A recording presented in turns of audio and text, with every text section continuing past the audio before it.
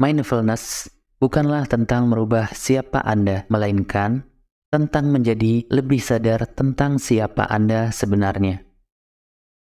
Ketika Anda mempraktekkan mindfulness, Anda belajar untuk tidak bertindak berdasarkan emosi atau kekhawatiran, tetapi berdasarkan nilai-nilai dan prinsip yang memandu hidup Anda. Mempraktikkan mindfulness dalam bekerja amat sangat penting agar Anda bisa lebih fokus, bekerja dengan lebih efektif, serta mendapatkan keseimbangan dalam hidup. Kali ini, kami akan membagikan tentang cara mempraktikkan mindfulness dalam dunia pekerjaan. Tonton sampai akhir agar Anda bisa mendapatkan seluruh manfaatnya.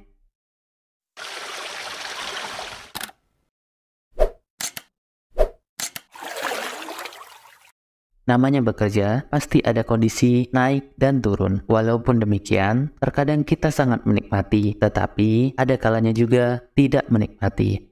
Ketika seseorang sibuk, overthinking, dan overwhelmed, tubuh akan memberikan sinyal bahwa Anda perlu jeda. Tenangkan diri, tidak usah terburu-buru, karena dengan hal itu seseorang bisa lebih bijak mengambil keputusan. Oleh karena itu, kita perlu mempraktikkan mindfulness dalam pekerjaan.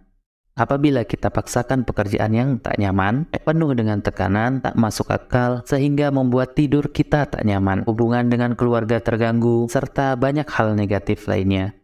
Bekerja dengan ritme hidup seperti ini bisa menjadi bom yang meledak sewaktu-waktu, dan ujung-ujungnya banyak hal negatif yang akan kita dapatkan. Jika merasa perlu berlatih mindfulness di tempat kerja, kita bisa mempraktekkan mindful stop. Praktek ini bisa kita lakukan saat kewalahan dalam persoalan kehidupan, termasuk ketika ada tekanan pekerjaan. Yang pertama, S. Stop. Ketika kita mulai overwhelmed, panik, emosional, yang pertama kita lakukan berhenti dahulu. Kita jeda dulu. Kita tak perlu terburu-buru mengambil keputusan. Kenapa? Karena saat kita lagi di kondisi tersebut, seringkali keputusan yang kita ambil tanpa disadari akan merugikan di kemudian hari, atau kita tidak bisa berpikir jernih menemukan solusi yang terbaik. Kedua, T. Take a deep breath. Kita sadari napas masuk dan keluar selama beberapa saat. Sekilas, menyadari napas adalah hal remeh karena sepanjang waktu kita melakukannya. Namun, kondisi itu justru melatih otot-otot mental paling sederhana. Untuk durasi napas, sekitar 10 atau 15 menit. Pastikan diri kita sudah lebih tenang dan pelan-pelan akan lebih rileks. Yang ketiga, O. Observe.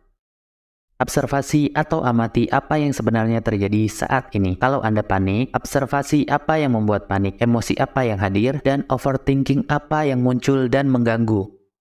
Yakinkan diri, ketika observasi, kita sudah tenang dahulu. Kalau kita belum tenang, observasinya pun masih pakai kacamata emosi. Kondisi emosi ini sering bikin bias dalam mengambil sikap atau keputusan. Harapannya, ketika kita observasi, pikiran jadi lebih jernih dan sudut pandang lebih luas. Ibarat teh tubruk, kalau air diaduk malah jadi keruh. Jika ingin meminumnya, kita perlu menunggu daun teh mengendap ke bawah dan tidak keruh. Yang keempat, P. Proceed. Proceed atau perlakukan diri kita dengan penuh kasih. Di tahap observasi, saat kita melihat segala sesuatu lebih jernih dan lebih bijak, solusi akan muncul. Misalnya kita kerja sampai malam dan merasa ide tidak keluar. Tetapi, begitu kita jeda, latihan sadar napas, observer, ternyata masalahnya adalah ngantuk. Solusinya, tidur dahulu dan lanjutkan pekerjaan esok hari. Kalau kita paksakan, hasilnya pun tak akan optimal dan menyiksa diri karena bisa bikin kita pusing dan sakit. Dengan mempraktekkan mindfulness, kita terlatih untuk tidak terburu-buru, terlatih untuk menyelesaikan masalah satu persatu. Ada pepatah bijak mengatakan, mindfulness membantu Anda menemukan kedamaian dalam kebisingan. Kehidupan tidak berhenti untuk kita, namun kitalah yang harus berhenti untuk hidup. Ketika Anda mempraktekkan mindfulness, Anda menjadi seperti pohon yang berakar kuat dan teguh di tengah badai kehidupan yang melanda Anda.